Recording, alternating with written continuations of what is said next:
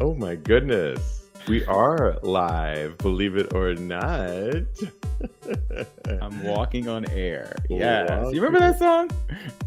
Oh, yeah.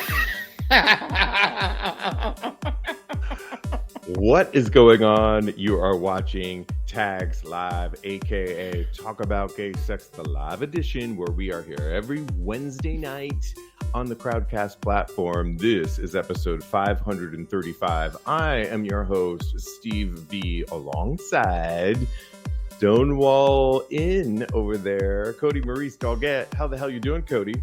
Hello, darling. I'm feeling very radical today, darling. Yes. Is your volume up? I just need it up a little bit more. Oh, yes. I can get in a little bit more. Is that better? Get in deeper. Yeah. Oh, yeah. I'll speak right into the mic, darling. It's so funny. We are live in front of a virtual audience, and the last couple of weeks, it's like technical difficulties. And you remember back in Vakaya when we were doing our live broadcast in front of a studio audience, all of the, of course, everything always happens day of. But you know what? I don't feel so bad anymore because I was watching a YouTube video of Madonna. She's now done the European leg of the Celebration tour, multiple days here in the States. I'm going to see her on March 2nd, so she better get her act together. But she literally had this moment where she was going in this scene or this moment, and she's like doing like this to her sound check person, like, nope, get it right. There's no, and everything is going around her. Stages are moving. They're putting stuff on her, and she's supposed to be starting this song, and you're hearing this chanting going on, and she's like, and they're ain't right. And I'm not starting. You see a crew person and frantically trying to change something. I feel so much better knowing that, like, even on a Madonna level, sound and it just happens. Technical difficulties happen, y'all. We are happy to be here on this Wednesday night celebrating episode 535. We have so much to get into on this episode, and we thank those that are watching us live. You know, if you could indulge me at the beginning of the top of this show, I would really like to dedicate this episode to a friend of mine that I had in San Francisco for so many years back in the 90s. I'm talking about David Plew. And David was one of my closest friends in my 20s when I was really exploring San Francisco, sowing my oats, running around as a go-go dancer, being a head go-go dancer at Club Asia.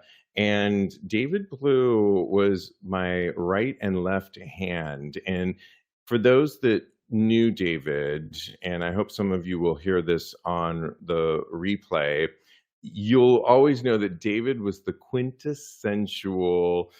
He was your right-hand man. He always wanted to, he loved working in the background. He loved working in production. He could get the job done. He was a numbers man. He was the quintessential assistant manager, if you will, on so many levels. And when I was navigating my homoerotic photography scenes back in the day when I was being approached by photographers, David was my manager. He said, do this, don't do that, show this, don't show that, contact this person, I'll contact this person for you, I've got this person over here. He used to loan me his car. We would drive around San Francisco, stomping around San Francisco. He was sassy. He was funny. He was not afraid to say what he thought in many ways. And he really was very special. And he worked a long time for Macy's in various capacities and contributed a lot to society and to the fashion world and to his friendships. And I speak from my heart today. It's a terrible loss that I learned yesterday, that we lost my friend David on New Year's Day, just sadly. And we weren't in close contact over the years, but through Facebook, I would always, send a note here and there and that kind of thing. But David was a very special person that when David was on your side, you got 150% of a person Wow. that was on your team. And I kind of feel like now his angel is above me now. And as I ride through he loved managing. And I feel like he's going to be managing my OnlyFans. And I just had this whole thought of him now in a more angelic way. And I salute you, David, as being such an integral part of my growing up. And you were so important to me on so many levels. We had so many laughs. We giggled at the expense of so many people. And you were unapologetic. And may you rest in power, David Plew. I just wanted to dedicate this. He was just had an impact on me, and I just wanted to dedicate this show to my friend David Plew. So Fabulous. I'm totally on board with that. And I'm so sorry for your loss, babe. thank you so much. Yes. Okay. Like a lot to get into in this show. And, we have a brand new podcast we've been talking about. We are on episode 12. It's called Of a Certain Age. And this week we have Nicholas Ferrer on the show talking about stretch wellness. And it's really impactful on the power of stretching and the spiritual sides of it, wouldn't you say, Kodi? Oh That you yes, learned? he was talking about aligning chakras and how it can really get you in touch with your being. He's just so knowledgeable. I am in the process of booking my own session right now because he just is such a kind and warm person, and it really sounds so amazing and enlightening, and it's going to help my body too. My body needs to be stretched out basically, so I can't wait to do this. It's episode 12 of a certain age, OACA, as we like to say, OACA, wherever you get your podcasts. Out today, episode 12 with Nicholas Ferrer. Check it out. And so, with that, the Oscar nominations came out, Kodi, and so many good nods and snubs. But let's start with the good.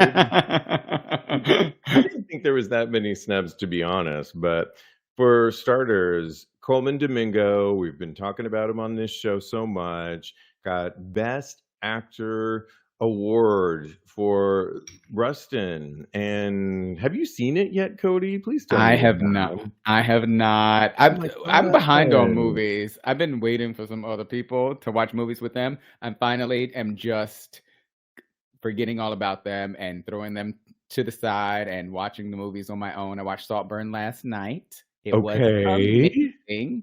So I have to be knowledgeable and up on the latest stuff for this show. So I'm not waiting for anybody anymore. So get Yes. ready Well, because Coleman Domingo was nominated, and it's a huge nod for Coleman as being, what were we saying? He is one of the first. he's the first gay black man to be nominated playing a out gay black man. That's an important component to be nominated for playing a gay character, and he's the second gay man, period, to play a gay character to be nominated.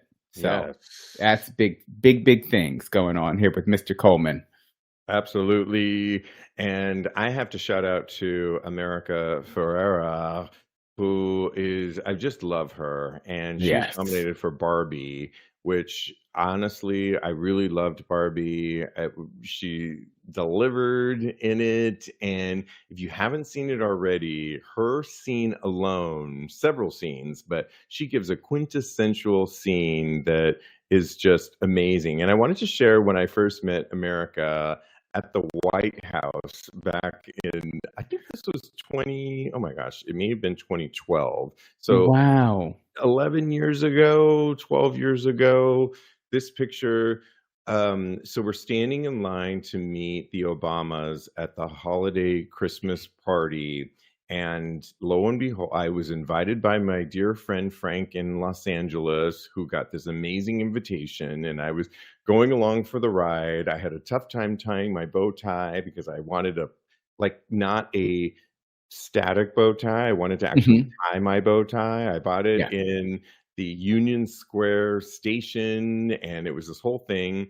And we make our way over there, and lo and behold, America Ferrara is behind me.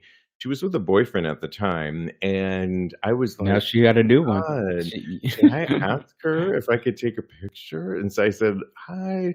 I mean, it was a long line, and she graciously said yes and could not have been nicer. We were both excited to meet the president and Michelle Obama at the time, and it was Uh-oh.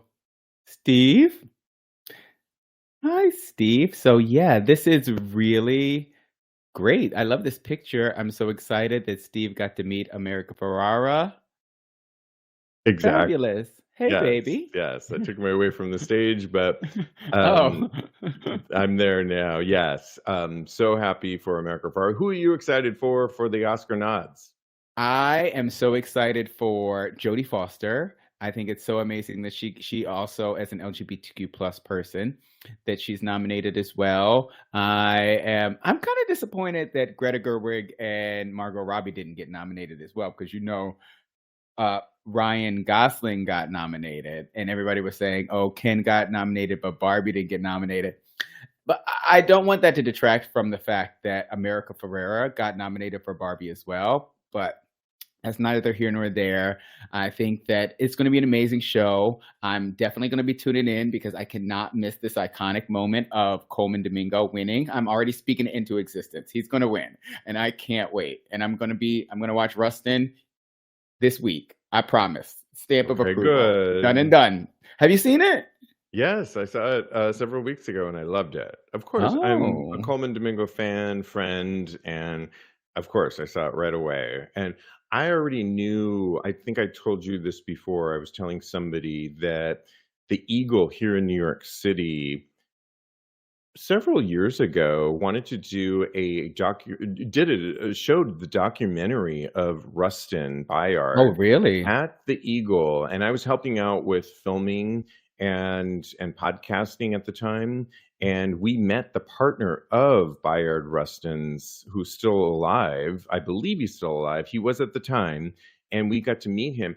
This is when I learned about Bayard Rustin, his legacy in this documentary at the Eagle, and shout out to the Eagle for really putting him on the map even before the movie got made, even before Mhm. Coleman Domingo got cast in it. So I was already aware of the legacy of Bayard Rustin and who he really was as a gay man, as the really pivotal person to start the march in general of Yeah, on he was Washington. And the if it brain not behind had Martin been Luther for him, King. yeah. And so I was so happy that I knew that before. Then when I saw Coleman Domingo get in this role, of course I had to watch it to see him get nominated and is amazing. So yes, no, I love it, love it, love it, and super excited for his nomination. And whether he wins or loses, it's a huge feat in many ways. So absolutely. Love it. I can't wait. Yes.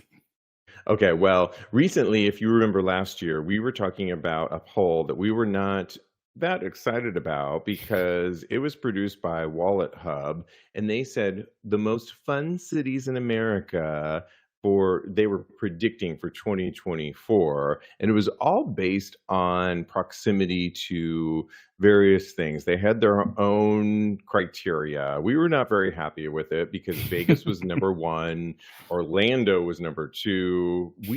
New York, didn't place until the top 10, with places like San Francisco, New Orleans, Austin, Chicago, Honolulu, Miami coming ahead of us. Well, it's time for comebacks. And in 2024, Time Out has sealed the deal and said Time Out reveals New York as the best city in the world right now. And I couldn't agree with it more. Even in the, I'm so freezing right now, but it is really my favorite city in the world. And I always wanted to live here, Cody, because I knew it was on the epicenter of everything. Like I just, it's so weird. As when I was younger, I'm like, I know I have to be in New York. I just have to because it's the epicenter of everything. And I said, if I'm not, I want to die. And I was that dramatic about it at the time. I'm still happy I'm here.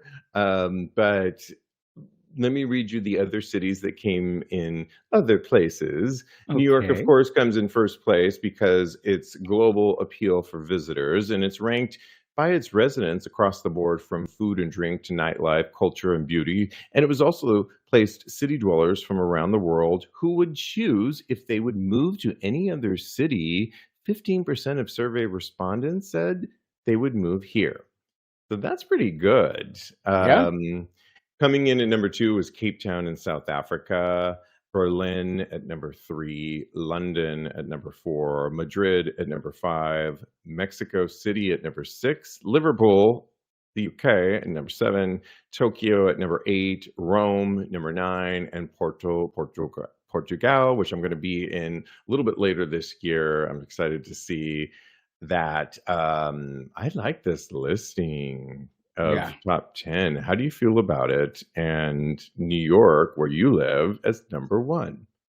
Hey, I really love this list. I'm not surprised that New York is number one because we all know, forget what Wallet Hub has to say, who has even heard of Wallet Hub. Timeout is where it's at, and New York is also where it's at. It, like you said, it's the epicenter. I have that in my notes too, and I thought I was doing something with that word, but apparently you were thought of it too. But yeah, it's the epicenter of culture and food, and it's just an experience that you have to experience for once in your life. You got to come to New York City, baby. It's where it's at. What does surprise me is that Cape Town, and you said Liverpool. I didn't even know that Liverpool was on this list. I must have just glossed over it really quickly, but I think that those two really kind of shocked me because I know Cape Town is beautiful, and I know that it is it's a wonderful place to visit. They have so much culture there, but I never thought of it in the same lane or the same vein as in New York City. But that just is another place that I have to visit, right? It's just another thing for my bucket list.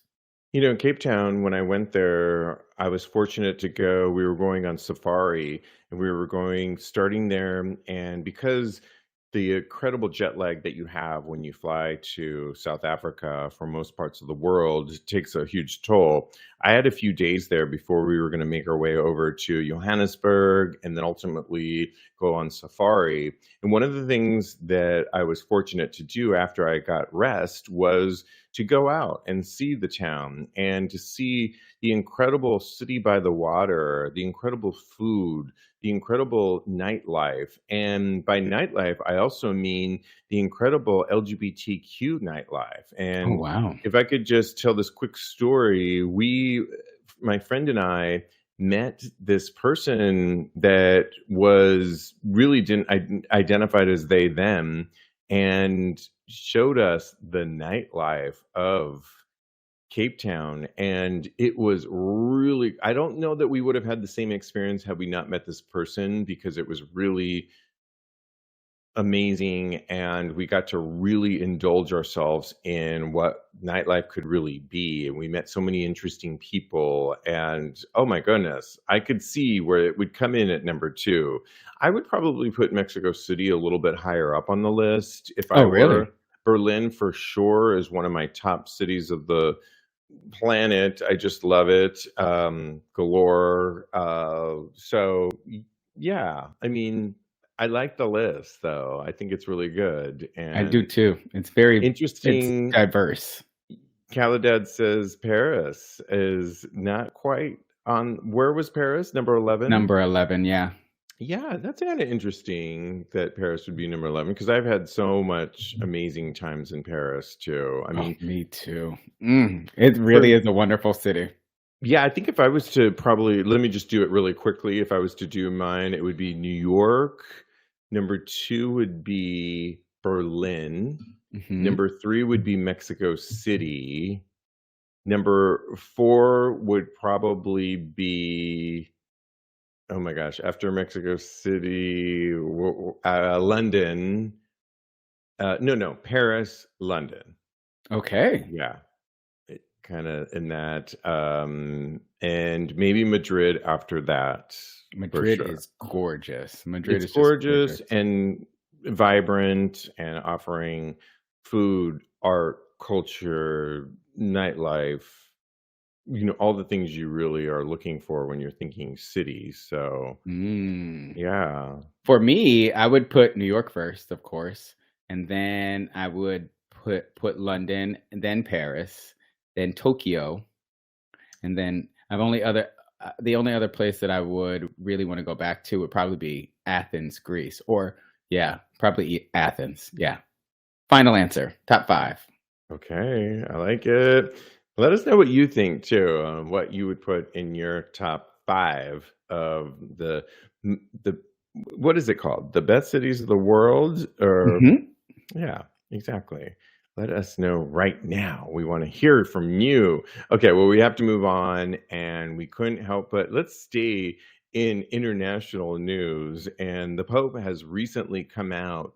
We were talking about the Pope in last year. Remember, Cody, Oh, when I Pope, remember. yeah, when Pope Francis approved Catholic blessings for same-sex couples, but not for marriage.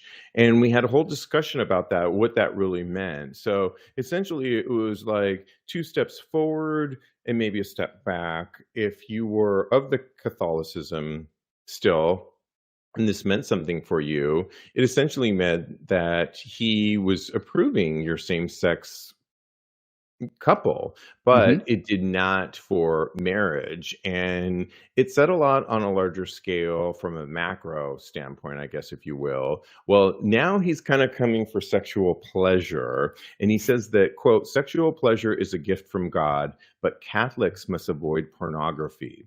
And he said that in a recent remarks at St. Peter's Square on Wednesday, sexual pleasure was something to be cherished, he said, but it was being undermined by pornography, and satisfaction with a relationship can generate forms of addiction.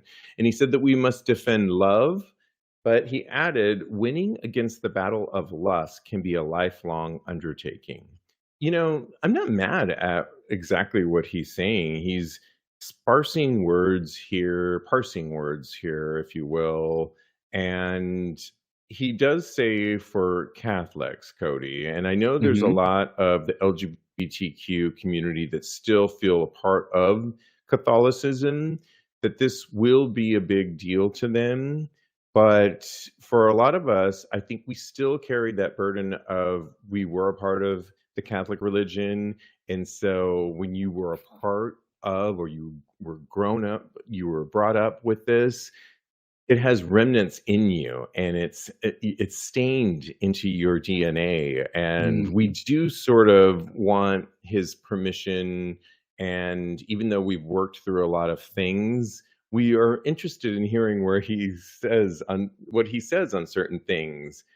I mean, I guess it goes far. I'll just say the same thing that I said last time. It goes far, but not far enough for me, and this is why I am still a reformed Catholic, if you will, because it's. I mean, while I I can respect people that follow Catholicism, it just doesn't speak to me anymore, and I'm going to do what I'm going to do, and especially as somebody with an OnlyFans account now, it's like he wouldn't approve of this. And it's like, okay, two steps forward, two steps back. Do I really care? I don't know. How do you Yeah. weigh in? Well, to me, it sounds like the Pope is giving his statement of approval, his stamp of approval to masturbation, basically, but not porn.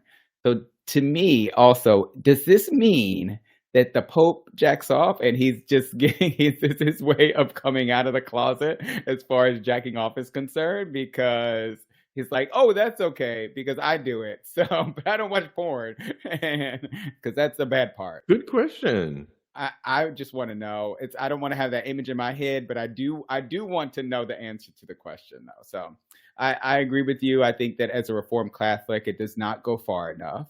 I think that they need to get their nose out of our business and just focus on the things that really need to be focused on in the Catholic Church. And it's not whether or not I masturbate or not, because my pleasure is my own business. And let's And play go ahead. go ahead. No, you go. Go ahead. Let's play devil's advocate and go with him for a minute and lust. Let's just talk about lust for a Mhm. second and pornography. I think lust can be a beautiful thing at times and appreciated, and it can also go awry at times too. And so where I think some of his language is parsed out is I think, there's been times before when I didn't know exactly who I was and I was figuring things out where I didn't act on it, but I was very lustful for somebody that wasn't gonna be available to me. I Mhm. think you can be lustful for somebody that you are into and they feel the same way, and it's beautiful, and you shouldn't feel bad for those things. And I also think that it can also go in a different direction too. And you can be obsessed and on porn 24/7, and that can be very detrimental to you too. And so it's about finding a balance ultimately, which of course the Catholic religion is not talking about, but I mean, I find your balance and go with that and forgive yourself if you find yourselves out coloring outside of the lines at times. That's okay, but you can always find yourself back to something that you feel is healthy for you, and only you can answer that question. We are not in your mind, and we all do it on a daily basis. Oh yeah, I totally agree with you. I was gonna kind of switch gears. That's why I was like, no, say what you're gonna say. But you got to the point that I was going to make, because porn in moderation is totally fine. I find myself taking breaks from porn all the time because it does lower my sensitivity and my enjoyment of actual one-on-one sex. And I've noticed that. So I think that as long as you know where your line is, you're just fine. Porn is not bad. I've learned a lot of tricks from porn. So Okay. I can do a triple sow cow in the bedroom now because of watching. But yeah, so it's everything is about moderation, just like you said. So I'm glad. Yeah, we're on the same page. Love it. Bryce has something to say. Will I move on to our next topic? If you want to All read that right. really Bryce quickly. says lust is a part of human nature. Too much of anything, of course, is an issue. But come on, the reason so many leave the church is because we are led to believe that we must leave our humanity at the door. His Bryce's dad is a pastor, and he says he's still fucked up. His words, not mine. Oh my goodness. I don't Okay. think he is. I think he's wonderful. All right. Well, we've got to move on to this. I mean, Oklahoma, we feel for you because there's a potential Oklahoma bill that would ban sending things like sexy selfies unless you're married. And it could also outlaw any sort of sexualized image, play, performance, pornographic or not. It's an anti porn bill in Oklahoma that is so extreme that it could even make sexting outside of a marriage a crime, and it's a wide-reaching bill, would make merely viewing obscene materials a felony. It would also restrict unlawful porn distribution and production, with enforcement possible through both criminal prosecution and private lawsuits, and make it a misdemeanor to pose for, exhibit, or publish unlawful porn. Of course, it would define these terms, including a huge array of sexually charged adult activity, but it's part of a wave of a conservative plan targeting, I don't know, a very broad definition of porn, if you will, Cody, that is threatening hardcore pornography, but eroticism. And whether or not this particular bill goes anywhere, it represents a resurgent moral panic over porn. And by porn, I also mean things just like having things on your phone, sending pictures to like you may have been doing earlier tonight. And I'm just saying, who is this You'll know brought my on? business. Who was this brought on by? It's brought on by Senator Dusty Devers. And I went on to his Twitter account, and Dusty Devers is a member of the Senate, conservative. He is a follower of Christ, according to his Twitter account, husband, father, pastor, abolitionist. And he is a Christ is Lord. Hashtag faith, family, freedom. So you see where this is, but it is a new wave that is threatening potentially. I don't know that this will go into effect, but there are laws across the country that are going into effect that are restricting pornography and thinking that this is the thing that we need to focus on. I don't know, Kodi, right now, with so many shootings going on and life loss that I've seen, is this really where we need to be the focus on right now when we're losing lives to guns? And this is low hanging fruit. Is this a thing of right now because we're in uh, a nominating figures, or is this just the new wave that we're going to be seeing more of this? Well, before I get to your question, I just want to know what this man is abolishing. What is he? He's an abolitionist, but what? I don't understand. I need to dig a little deeper because I don't Porn, I understand. guess. Is that all he's abolishing? I so you do know my business. I know I said you didn't earlier, but you know my business. But you know who doesn't need to know my business? The Pope, Oklahoma, and David Devers. Is that his name? Devers, Yes. which sounds like a porn name now that I'm reading it back aloud. So I don't think he has anything to stand on as far as that's concerned. So uh, please stay out of my business. If I want to pose for pornographic material, I am of age. I am not you. You don't have to do it. You don't have to judge me. That is not something that is Christ-like. Okay, how about that? If we're going to go there, if we're going to be talking about the Pope, and now we're going to be talking about this reverend man who is abolishing porn, that is not what Jesus Christ did. That's not the example that he led by. And I think he would be very disappointed in you for judging other people. I think that this is low hanging fruit. This is something that is easy for them, that party to, I was trying to formulate my words, that party to gain followers. It's an easy tactic and a subject for them to actually uh, get their followers ramped up and behind them and voting for who they want to vote for. I was trying to search for a big word, so whenever I pause, I'm searching for a big word. But I think word that comes to mind. I know, right? But I think that this is something that we don't need to be focusing on. It's not that important. I do understand that they want to get younger people from seeing this type of material, and I completely agree with that. I don't think anyone under the age of 18, 16 should be watching porn of any type because it's not their minds aren't in that lane just yet. But I do think that once you hit 18, it should be your decision at the end of the day. I agree 100%. Well spoken. David says, watching us live, how do you get on Kodi's porn distribution list? Interesting question. Just DM me and I'll send you whatever you want. Caladad says these so-called Christians really hate freedom. Yep, 100% agree. Bryce says what? 1-800. No, don't read. That's just an inside joke that we got going on. You read Doug's, and then Doug says someone might want to check the senator's browser history. That he's sure that it would be very interesting, and that is a fantastic point because the thing that they want to get rid of is the thing that they already do, and they just want to be the only ones that are allowed to do that. They don't even really believe what they're espousing. So I think it's just completely ridiculous. Love it. Okay.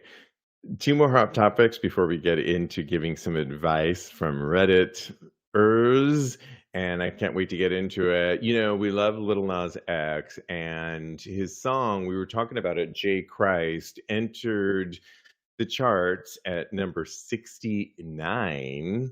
And after much hype and clearly an expensive video, like you said, Cody, Little Nas X eagerly awaited comeback single was stalled. The controversial J. Christ entered the Billboard Hot 100 at number 69. I think he was putting on a really good, brave face. His competition was Ariana Grande's Yes and, which rocketed straight to the number one spot. I really like that song. Do you? Oh my god, me too. I was just singing in my head when you said it. I was like, that's my jam right there. It's It's on the good. playlist, Yeah. yeah. Well, Lil Nas X he's had three top three singles from his Montero album, including two number ones. And he was quoted as saying, "We did it, boys. We reached the funny number. Be very proud of yourselves. This is our moment." Apparently, talking to his crew, his production team for putting out J. Christ and the music video, which is really elaborate and amazing. He's coming out with a lot of things in the next couple of days, including an upcoming track with Kesha.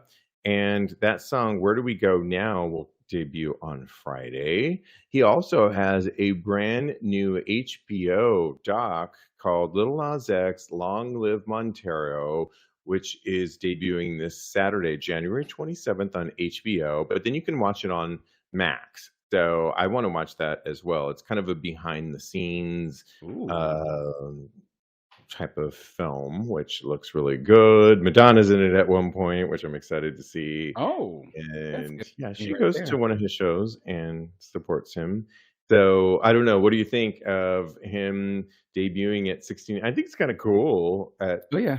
And we don't know what's to come. I mean, the next single could be like amazing. And is what album is he on, by the way? Is this I think this is his his 3rd album. sophomore or I think it's third? his 3rd album, Okay. because remember he had, Old Town Road come out, and I think that there was an album alongside all of that, even if it was Old Town Road wasn't on that album. I could Google it, but give me 1 second. But you know what? He's doing his thing. And do you think that we're really hard on some of these artists? It's like we're so quick to say Ariana Grande, has she dropped a single, but neither one of these artists are really on my playlist that much. I'm just going to be really honest. They're not. I mean, I respect and like Ariana, and I respect and like Little Nas X. They're not artists that, truth be told, I have my favorite artists, of course, and we won't go into who those people are now, but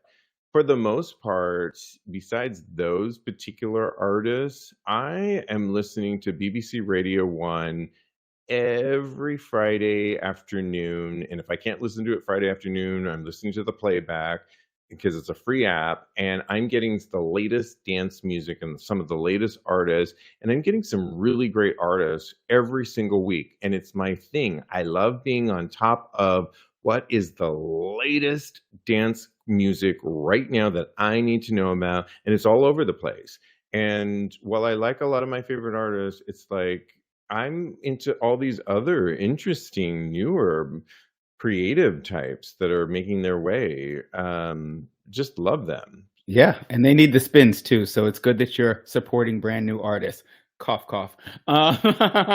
These are like the BBC Radio 1 dance music scene, the hottest stuff that's happening right now. I'm not interested in like, America's Got Talent kind of stuff. It's like Well, this is like the BBC Radio 1, the latest dance craze, like, and it's charting. And so these are major DJs around the globe and singers, and honey, I'm on it. okay, So baby. I hear you. You better be on it too. no, and I really pride myself in being on the latest of what's really coming out of the music scene, not like these other like one-off stuff. It's like, no. You've sent Mm-mm. me playlists before. I really enjoy that music too, but I also really like pop music and what's coming out, and that's what's mainstream kind of sort of too. But and I agree that I think that this wasn't necessarily the biggest hit right now. You never know what singles can do because word of mouth, things of that nature, it could still rise on the charts.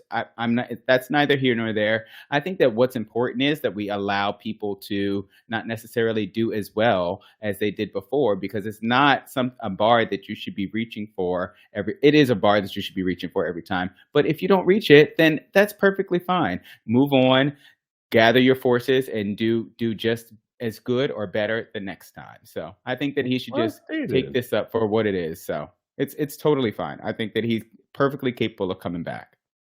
Ariana Grande, I don't even know if she's ever been in the top 10 before. I could Thank Google it. you. She has had hits before, but I think that they have, I don't know if she's ever been in the top spot before. I could, let me look it up really quick. But Go ahead. What were you listen, gonna say? but just to give him credit, I love that he came in at 69 and he played with Oh that yeah. whole dichotomy of coming in at number 69, which is super amazing. And this is just the beginning for him. He has so much coming out in the next several months, and this is not the last of him. We are hearing so much more from him, so I'm excited. So yes, and she, on the other hand, while I like that song, it's cute for me. It's fun. It's cute, Oh but yeah.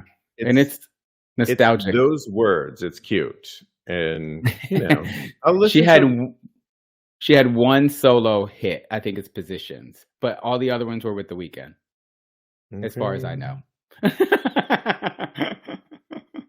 Okay. Well, we love to give advice on this show, and there's a bunch of ones that we want to try and slam, like that word, at the end of this show here. And it comes from Ask Gay Men on Reddit, and they're asking the question: are older gays interested in bottoming for young gays? Interesting conundrum. I am a younger top who prefer having sex with older guys because their bodies are much more developed, but I'm from what I have seen develop, but I'm from what I have seen, most older guys want to be the top. Any tips? And somebody quickly replied, plenty of tops and bottoms of both young and old age. You'll find what you're looking for. Just call it out on Grinder. You'll have an avalanche of messages from older bottoms. I'm 50 and a strict bottom, and yes, I enjoy a younger top. However, I find most younger tops in my area are not looking for older bottoms. So somebody said, I'm 55 and a sub bottom, would love to get fucked by a younger guy, but don't have the opportunity. I never message a younger guy first in case they get offended or think I'm a perv. Wow. That's an interesting conundrum, Isn't Cody. it? Yeah. Um, I just want to first foremost say, as a former 100% bottom, Reformed. reformed, Catholic, reformed. Now I'm a reformed bottom, and I've been inducted into the top kingdom. And do you know that the process was what I had to go through to be inducted into being a top, Cody? It I was you I had to study books and books, and the amount of dick and ass I had. Well, let's save it for the after show. the But practical application test, I hear it's a killer. I but was I passed. I I was passed. I was grandfathered into being a top, so I was happy I didn't have to take the test. But I've got my stripes since passing for sure. Yeah, I mean, I really feel like get people hopefully in the new year need to kind of get over labels and age, if you Mm, will. We talk about our new show of a certain age, and really, I think what we're learning on our newer show is that age is nothing but a number. It's nothing but a mindset, and mhm. you can actually renew and rejuvenate yourself and your mind at any age. And that's how I feel. And while I have embraced so much of being a top recently, I am also willing to go back to being a bottom at times too. And what I've learned is that I can be versatile too, and that has just solved every problem on the There planet it is. too. On the planet. It's a world peace right there, being versatile. My dissertation is coming out, and Oh, she's you know, literary. I love yeah, I went to the it. school of hard knocks and sex, and yeah. What? You I question. believe it. I believe it. You could teach me a couple things, I feel Oh, I like. could teach you more than a couple things. Not about topic, though. Not about topic. I am the professor on that. Thank you very much. I will sit in on your TED Talk, darling, I have but a lecture, darling. It's coming out, darling. Yeah, I would definitely top an older bottom. It just really it just comes down to chemistry at the end of the day. And as long as that chemistry is there, as long as they looking right in them jeans, I'm good to go. I'm all about it. I have no qualms about it. And I think that people should really get over their hangups about age. I feel like I have had instances where I was on the apps and people would see how old I am and they would definitely keep it moving because they didn't want to date somebody in my age bracket. But honey, thing is, I look much better than most of them, so it don't even matter. I agree, and we're gonna keep it moving because I wanna get to this next one. It's slightly related. But he writes on Gay Bros Over 30, boyfriend won't let me top, or he won't bottom for me. There's a difference. We have been together for 5 years and we have always been verse. Over the past 2 years, I became the default bottom. Default. I didn't settle for bottoming. I enjoy it, but I enjoy topping too. And I asked him if I could top, meaning I gave him ample time to know, and it wasn't a heat of the moment thing for him to say no. If it's not that topping is that important, but it's mixing it up. He hasn't given me a reason why. He said he isn't in the mood. I have asked twice since then, and can you bottom tonight? I don't want to, he keeps saying. So is this a problem in their relationship, Cody, when maybe they're finding that they're not as compatible as they thought they were? Sexuality is something that, especially in a relationship, that you have to discuss. It's something that you have to come to a compromise on. And it feels to me like the partner that doesn't want to bottom is not willing to compromise. It sounds like he's not willing to put in effort as far as to making sure that his partner is pleased.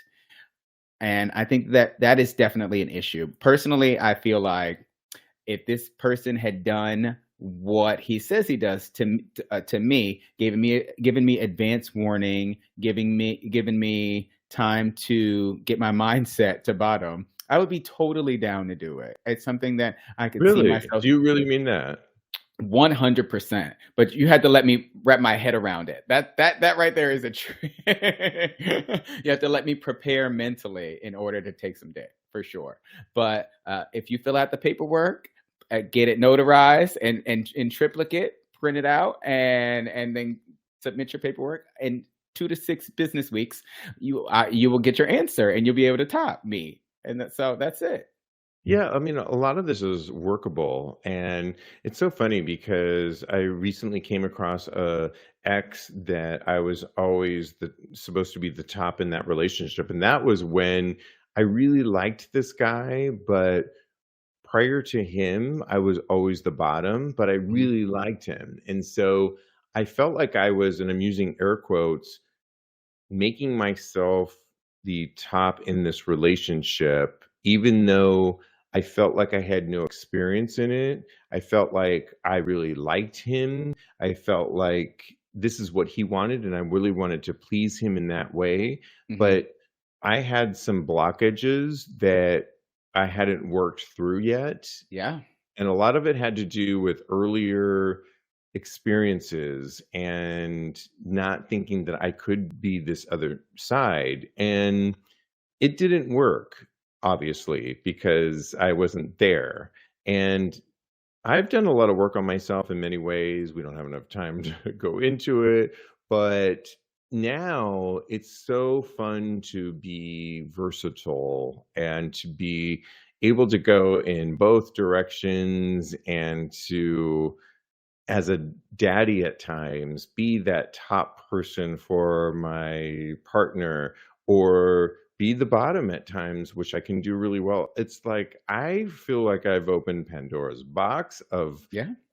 of so many, a jewel box, and it's now if you get with me, you're getting like more of me than ever before.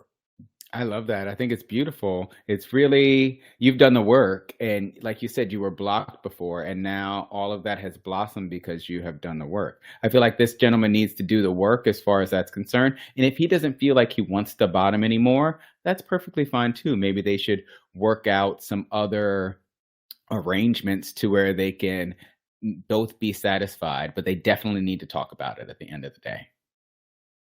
Well spoken, and I Hey, you love know, I do my that. thing sometimes. I host a podcast. You do, and you do it really well. So do you, Well, darling. well, one of the segments that we have missed for a while is straight up gay porn's thirst trap, and they have done it all year long for the last several years, posting porn stars, OnlyFans creators on who took the best shot. Well, they are back now in 2024, and they're asking the question of these 23 gay porn stars, who took the best? Last year's winner, who I'm a big fan of, is Lock Rio. And we put this in the link for you guys. But I will post this on tagspodcast.com, reference episode 535. But because this is an audio podcast and we're revisiting this brilliant segment that we love to end on, our job is to vividly describe who was our winner of the week in a audio podcast. So as if you weren't watching it. And those of you watching online right now are privy to it. I will post it on Tags Podcast, like I said, but our job is to describe why did we pick that one in an audio podcast. Kodi, who did you pick? Oh, me first? I love it. I'm so happy this is back. This is my favorite segment all the time. I get to look at hot guys, and they really came back with a bang. This list Okay. is so good. Jesus. It was so hard to choose. But Jesus. my vote this week, not Jesus, The Pope. the Pope. But my vote this week goes to Gael Kriok. I Oh, wanted stop to it. Was that pick. mine? Is it yours? Oh, I'm glad I went first. I wanted to pick King Yes, it Marcellus. is. God Yeah, damn that's it. mine. Oh well. Sorry, babe. I love you. I'm gonna do a better job describing on why I like it. I wanted to pick King Marcellus, but go look at it. His bathroom is disgusting, and I Oh, think here that we go. the towel rack is slanted. And I said, I can't do it. I can't with this. But Gael, that picture is absolutely breathtaking. He's in an infinity pool. He has the ocean in the background. He's leaning back on the edge of the infinity pool, and he's got this beautiful face, and his dick is just sticking out from right underneath the water line. And it's just great. It's a fantastic picture. I want to take 8 like it right now. Why do you like Gael? Well, I'm just okay, yes. Gael, because I've been in Puerto Vallarta and I've been by, the water and infinity pools, but more importantly, he is serving up the thickest of cocks ever, uncut. It's beautiful. He is serving a look that is like, come on, come sit on this, come suck this. It is, Come his on. nipples look amazing. The hair structure of his body is great. It's beautiful. It's just like I would just want to slide in there and like go right up to that cock, and I don't need a cocktail that day. I'm serving that, and he Got gets all the my cock and tail you need. yes. That is definitely if I had to give like a second one for the bottoms of the world. I do think Sam Ledger is serving it up with his ass. Also on the ocean, serving up just his ass, opening it up, and he has sandy feet, Mm, which I think is kind of sexy. And he's like very like, I'm here, I'm ready. Come enter me. It looks like a puckered up ass that's beautiful and ready to go. I would enter it nicely. Also, Dom King looks hot. like he's in a sauna or a sexy hot shower that I would love. The body is on point, rippled, and everything you'd want. The dick is on point, and I just want to slide in there as well. There's a lot of good ones to choose Oh, from. yeah. Hazel Hoffman, just absolutely stunning. He's beautiful, and Doug chose him as well. That was my third pick. Okay. I got a list going, like my favorite, my favorite destinations. Bryce also says Johnny Kraken, and Khalid says he loves Sam Ledger just like you. And Bryce also he picked two as well. He likes flex appeal. But Gael Kriok is the one that you picked, right? Yes, that's our first choice. Okay. He is currently, believe it or not, 1, 2, 3. He's number 4, Whoa. which is Who's good. number one? Hazel Hoffman. Oh, he's beautiful. He's Yeah? beautiful. Yeah. Okay. I I like a love model it. body too. So yeah. Nice. And a Okay, big dick. well, and Khaled Sam Ledger giving good bottom. Bryce says flex appeal second for me. Gail's dick would destroy me, of course. Yep, love I didn't say that. anything about taking that dick. I just said it's a good picture. Thanks for clarification, Kodi. That's why I love you. You can I love you too. follow my lovely Kodi Maurice Doggette. He's a life coach. Follow him on Instagram at KMD Coaching. KMD Coaching on Instagram. But follow his personal account at Mr. Maurice. Mr. Maurice. Follow me on the gram. I am _Steve V.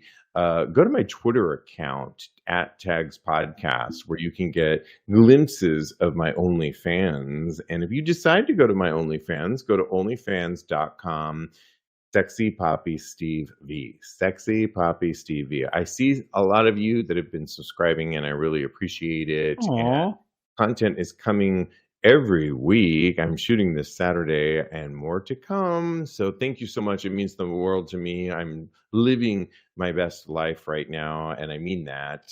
And Kodi, we want to thank our live virtual audience because you guys give us life here, talking away on the sidelines over here. It's like a great basketball, football, soccer game happening in real time, and we thank you so much. Thank you guys. We love you. Yeah, and in the meantime, continue having Hot gay sex. sex. Yeah.